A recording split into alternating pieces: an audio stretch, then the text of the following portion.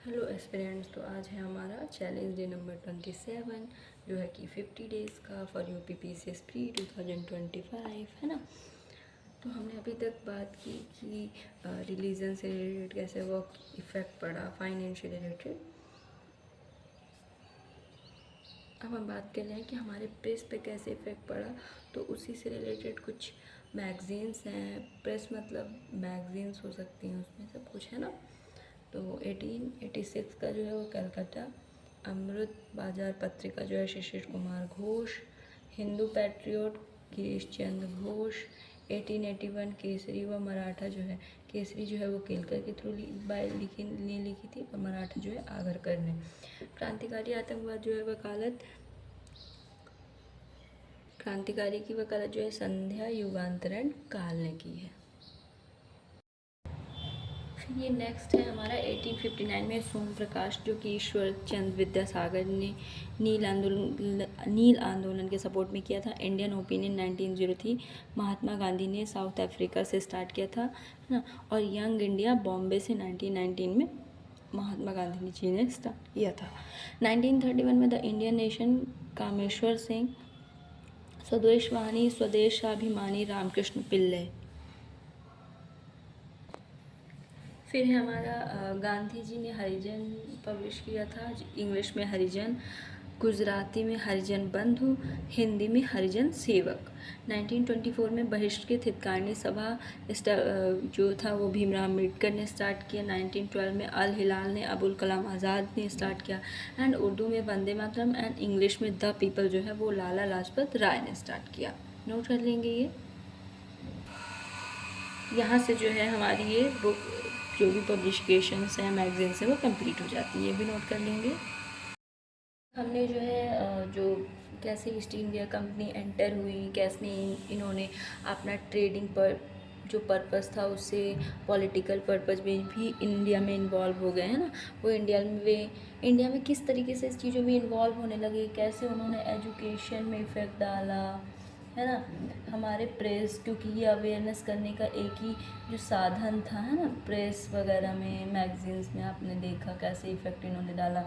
इन्होंने हमारे रिलीजन पे कैसे इफ़ेक्ट डाला जिसकी वजह से हमें रिवॉर्ड्स करना पड़े है ना। हमारे जो पीजेंट्स थे, मतलब किसान थे, उन पे कैसे इफ़ेक्ट डाला है ना। और जनरली आप देखेंगे ना निगेटिव इफ़ेक्ट ही है, बट फिर भी वी आर इंडियंस, तो हमने फिर भी उसमें अच्छी चीज़ें ढूंढी ना। एजुकेशन में उन्होंने दिया तो हमने उस एजुकेशन को एक उन्हीं की अगेंस्ट में वॉर करने का जरिया बनाया कि हमने इंग्लिश समझने लगे और वो आपस में क्या बात कर रहे हैं, किस बेस पे हमारे ऊपर अटैक करने वाले हैं, ये सब कुछ हमें इसकी भी नॉलेज हमें होने लगी है ना।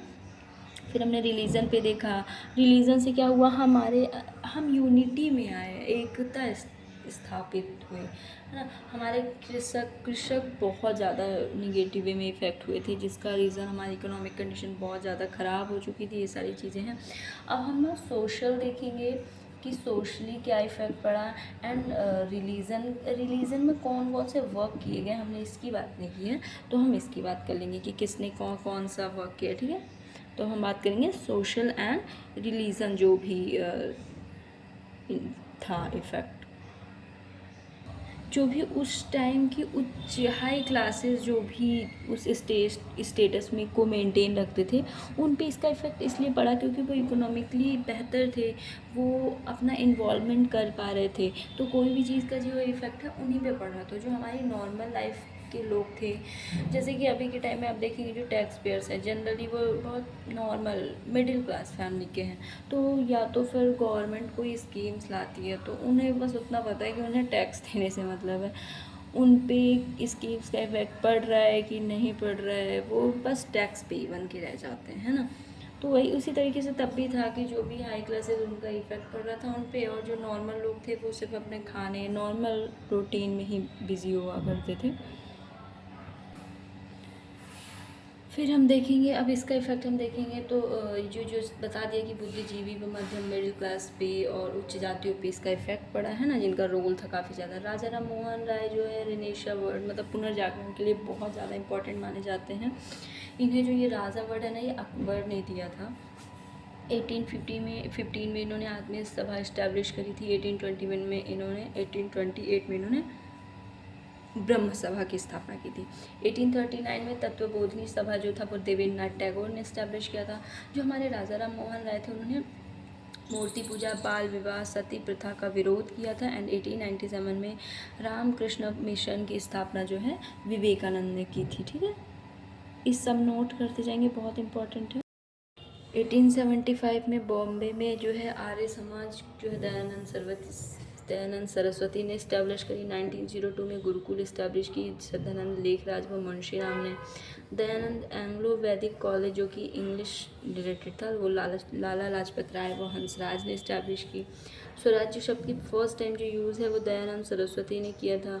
1867 प्रार्थना समाज आत्माराम पांडुरंग ने इस्टेब्लिश की। ठीक है, और ये जो समाज था ये जाति प्रथा का विरोधी था, स्त्री पुरुष का सही समय में विवाह का था, उम्र से रिलेटेड, विधवा विवाह को प्रोत्साहित किया व स्त्री शिक्षा को भी प्रोत्साहन देता था।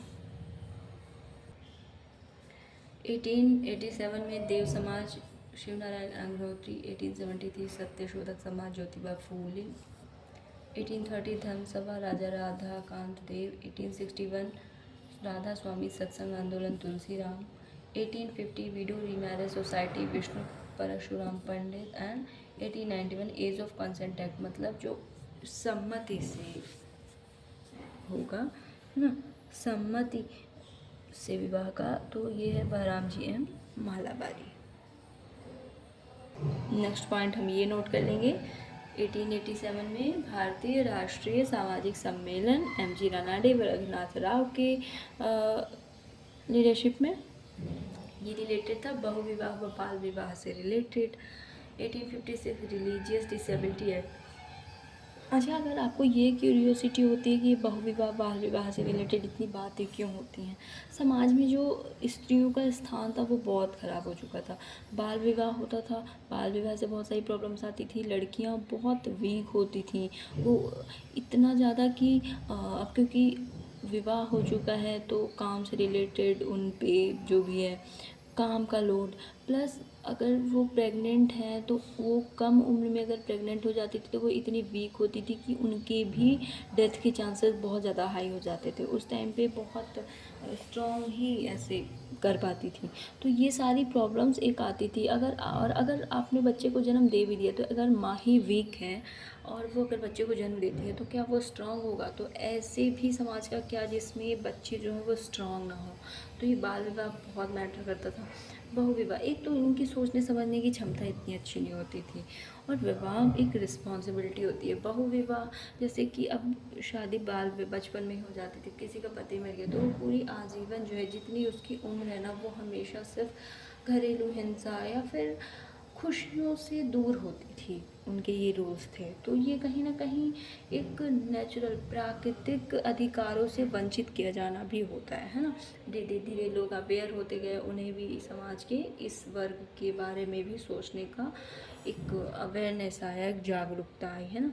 1857 रिलीजियस डिसेबिलिटी एक्ट। 1856 हिंदू विधवा पुनर्विवाह कानून। 1829 सती निषेध रेगुलेशन जो आया था विलियम बेंटिक, ये तो काफ़ी फेमस है विलियम बेंटिक का ये वाला स्टेप। 1857 हिंदू विधवा पुनर्विवाह ईश्वरचंद विद्यासागर, ये नोट कर लेंगे। अच्छा, ये जो मैं पॉइंट्स बता रही हूँ, अगर आपको ऐसा लग रहा होगा कि इसी प्री के पर्पज से इम्पोर्टेंट है तो ऐसा नहीं है।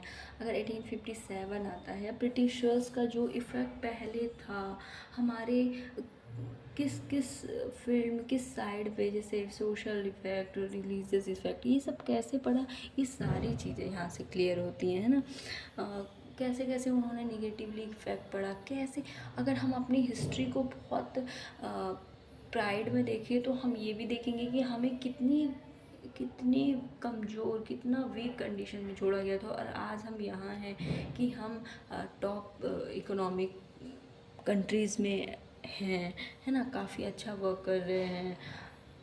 हम बहुत सारे, हम आर्मी में टॉप में हैं, हमारे रिचेस्ट पर्सन्स में हमारे यहाँ के लोग हैं, है ना। ये सारी चीज़ों का इफ़ेक्ट एक हमें प्राइड फील कराता है कि हम कहाँ से कहाँ पहुँचे हैं। और कुछ ये इंपॉर्टेंट पॉइंट्स हैं। 1872 native marriage act, Keshav Chandra Sen, है ना। लड़की विवाह 14 ईयर में होगा एंड लड़के का विवाह 18 ईयर में। फिर शारदा एक्ट भी आया था। 1875 theosophical society by madam H.P. Blavatsky, colonel Olcott and William Quan जज, न्यूयॉर्क में इसकी इस्टेब्लिश किया गया था इसको। 1905 में सर्वेंट्स ऑफ इंडिया सोसाइटी जो है गोपाल कृष्ण गोखले जी ने किया था। इसको नोट कर लिया पॉज करके। जो था वो बात किया कि ईस्ट इंडिया कंपनी का जो इफ़ेक्ट है हमारे, है ना, पॉलिटिकल कैसा पड़ा, इकोनॉमिक कैसे पड़ा, रिलीजियस कैसे पड़ा है, सोशल कैसे पड़ा। अब हम बात करते हैं इंडियन नेशनल कांग्रेस के बारे में, जो हमारे फ्रीडम के लिए काफ़ी इम्पॉर्टेंट पार्ट बना। इसमें इतने सारे कांग्रेस समिट्स या अधिवेशन सेशंस हुए जिसमें बहुत सारी इम्पोर्टेंट बातों पे, कभी स्वायत्त शासन, कभी स्वतंत्रता, कभी है ना, इससे ऐसे ऐसे चीज़ों से रिलेटेड वर्क किया गया। कभी यूनिटी बना के बंगाल डिवीज़न के अगेंस्ट में काम किया, है ना। तो ऐसी ऐसी काफ़ी अच्छी चीज़ें national Congress, Indian national Congress, जो कि A.O. ह्यूम द्वारा इस्टेब्लिश किया गया था 1885 में, है ना, काफ़ी इम्पॉर्टेंट है। तो इसका जो फर्स्ट सेशन हुआ था अधिवेशन 28 दिसंबर 1885 बॉम्बे में हुआ था, जिसके चेयरमैन जो थे वो व्योमेश चंद्र बनर्जी थे एंड फर्स्ट सेक्रेटरी मतलब महासचिव जो थे वो A.O. ह्यूम खुद थे जिन्होंने इस्टेब्लिश किया था, ठीक है। उस टाइम वायसराय जो थे वो थे हमारे लॉर्ड डफरिन। सेकेंड जो सेशन हुआ था कलकत्ता में, दादा भाई नौरोजी उसके चेयरमैन बने थे। और उस टाइम दादा भाई नौरोजी जो है उन्होंने 1893 और 1906 का भी जो सेशन है जो उसकी चेयरमैनशिप करी थी। फर्स्ट मुस्लिम चेयरमैन जो थे वो बदरुद्दीन तैयब थे। अब जितने भी हुए हैं टोटल, है ना, उसमें हम इम्पॉर्टेंट बात कर लेंगे कि क्या क्या किस सेशन का क्या इम्पोर्टेंट रहा है और किसने चेयरमैनशिप करी है। जो 1920 का कलकत्ता सेशन हुआ था उसमें लाला लाजपत राय जो थे वो चेयरमैन थे और उन्होंने असहयोग आंदोलन प्रस्ताव को स्वीकार वहाँ पे करवाया था, है ना। ये मैं इम्पॉर्टेंट पॉइंट्स बता रही हूँ एक्चुअली में, जो आपके एग्ज़ाम पॉइंट ऑफ व्यू से बहुत इंपॉर्टेंट होगा। टू द पॉइंट आते हैं क्वेश्चन, है ना। फर्स्ट वीमेन चेयरमैन जो थी वो 1917 में एनी बेसेंट बनी थी। वीमेन चेयरमैन है। इंडियन का फिर हम अलग बताएंगे जब उनका ईयर आएगा। 1960 में लखनऊ एग्रीमेंट हुआ था चेयरमैनशिप सेशन आई मीन। तो उस टाइम जो चेयरमैन थे वो अंबिका चरण मजूमदार थे, है ना। उसी टाइम पे जो भारतीय राष्ट्रीय कांग्रेस एंड मुस्लिम लीग दोनों ने लखनऊ में ये सेशन किया था, ठीक है। ये इसलिए इम्पोर्टेंट हो जाता है। और इसी टाइम में बाल गंगाधर तिलक का एक स्लोगन दिया था, स्वराज मेरा जन्मसिद्ध अधिकार है और मैं इसे लेकर रहूँगा, ठीक है। ये नोट कर लेंगे, सब कुछ नोट करते जाएंगे, ठीक है, मुझे हर बार बोलना ना पड़े। ये मैंने कुछ इम्पॉर्टेंट जो है कांग्रेस सेशन से रिलेटेड पॉइंट्स बता दिए आपको, ठीक है। गांधी जी ने आप पूरे सेशन में सिर्फ 1924 का बेलगांव सेशन अटेंड किया था एज अ चेयरमैन। 1925 में कानपुर में हुआ, जिसकी जो चेयरमैनशिप है वो सरोजनी नायडू ने की। मैंने भी बताया था कि फर्स्ट वूमन जो थी वो एनी बेसेंट थी, बट फर्स्ट इंडियन वूमन जो थी वो सरोजनी नायडू थी, है ना। फिर जवाहरलाल नेहरू ने 1929 का, 1936 का एंड 1937 का सेशन जो है चेयरमैनशिप करी एंड 1938 हरिपुरा सुभाष चंद्र बोस द्वारा, ठीक है। ये कुछ इंपॉर्टेंट पॉइंट्स हो गए।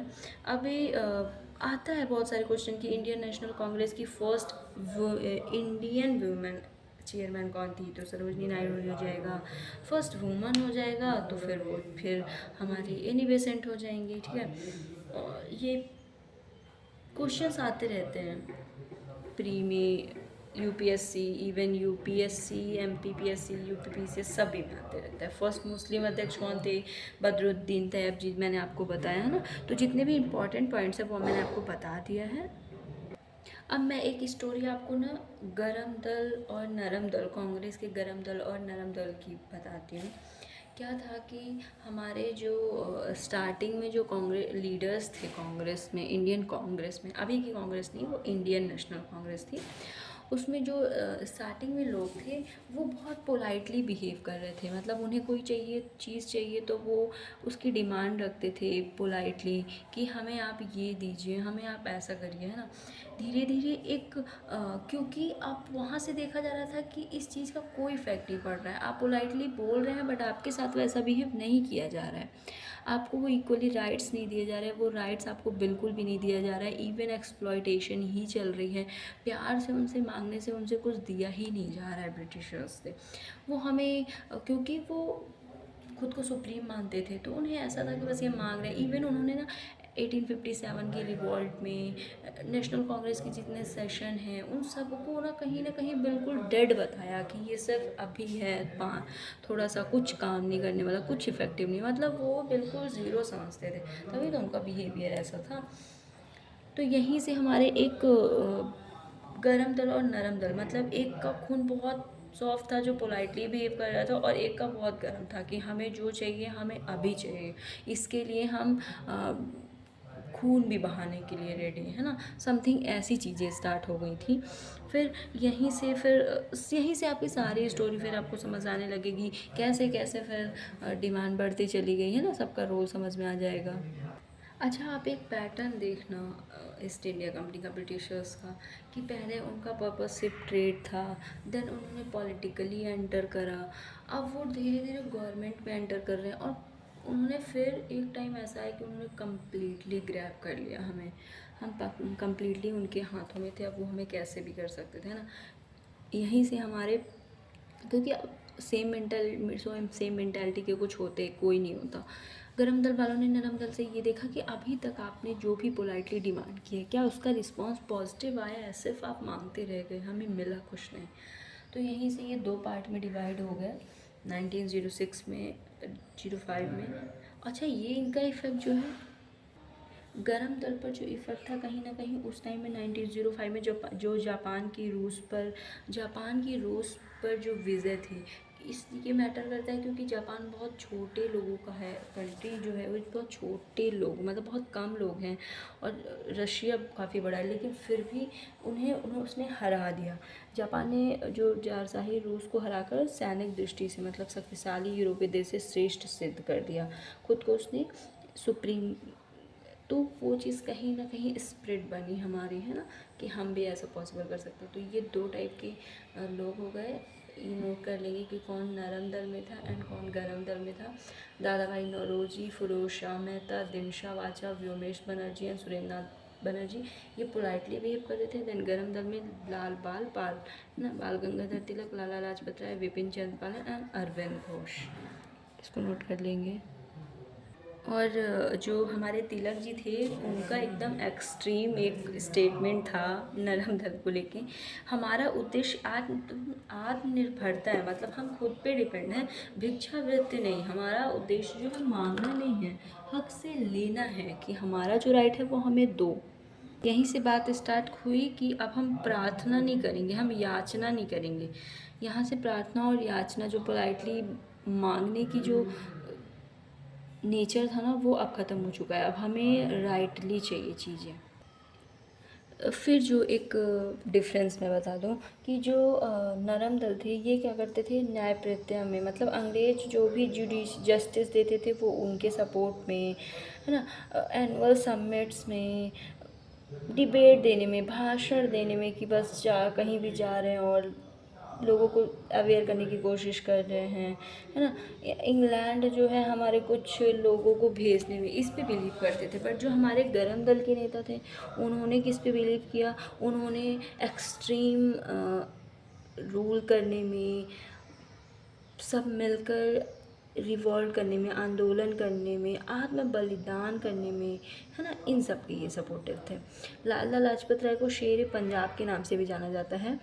ये भारतीय राष्ट्रीय कांग्रेस में गरम दल के नेता तथा पूरे पंजाब के प्रतिनिधि थे। इन्हें पंजाब केसरी भी बोला जाता है, शेर पंजाब भी बोला जाता है। सामन कमीशन का विरोध करते हुए जब लाठीचार्ज हुई थी तो लाला लाजपत राय घायल हुए थे, जिसके कारण उनकी 17 लाला लाजपत राय को बहुत ज़्यादा चोट लगी थी, जिसकी वजह से 17 नवंबर 1928 को इनकी डेथ हो गई थी। है ना। लाला लाजपत राय ने इटली के मैजनी जीवन वृत्ति को पढ़ने के बाद उन्हें अपना राजनीतिक गुरु माना था तथा उन्होंने मैजनी की उत्कृष्ट रचना ड्यूटीज़ ऑफ मैन का उर्दू में अनुवाद भी किया था। अब उन्हीं गरम दल में जो थे लाल बाल पाल की हमने बात की, तो जो बाल गंगाधर तिलक थे उन्होंने क्योंकि उन्होंने अगेंस्ट में बम्बई में जो मिल लेबर थे वहाँ पे हड़ताल हुई थी, उसकी वजह से उन्हें अरेस्ट किया गया और मांडले जेल में रखा गया जहाँ पे उन्होंने गीता रहस्य लिखी थी। इन्होंने ही शिवाजी महोत्सव और गणपति पर्व को स्टार्ट किया था। ये लोगों से बहुत ग्राउंड लेवल पे कनेक्ट हो पाते थे, है ना। गांधी जी ने भी कहीं ना कहीं इन्हीं से सीखा था कि हमें सभी को एक साथ लेके चलने के लिए ग्राउंड लेवल तक जाना पड़ता है। इनकी 1 अगस्त 1920 को डेथ हो गई। लाला लाजपत राय, सबको पता है कि साइमन कमीशन जो आया था, है ना, तो उसके अगेंस्ट में इसलिए बात हुई थी क्योंकि साइमन कमीशन क्या हुआ था, कोई भी इंडियंस नहीं थे, तो साइमन कमीशन गो बैक जो था उसके अगेंस्ट में जब आंदोलन किया जा रहा था तो उसी में लाला लाजपत राय को लाठी लगी थी जिसकी वजह से उनकी डेथ हो गई थी। नोट कर लेंगे वीडी सावरकर 1899 में मित्र मेला जो है ना को मित्र मेला की जो इस्टेब्लिशमेंट थी उन्होंने ये की थी और 1904 में इसको कन्वर्ट करके अभिनव भारत में बना दिया गया था, है ना। 27 सितंबर 1925 को केशव बलराम हेडगेवार ने राष्ट्रीय स्वयंसेवक संघ की स्थापना की थी। अच्छा, ये प्रीलिम्स के पर्पज से बहुत इंपॉर्टेंट है और भी मैं देखती हूँ क्या इंपॉर्टेंट है, फिर मैं आपको बता दी, ठीक है। For today thank you so much.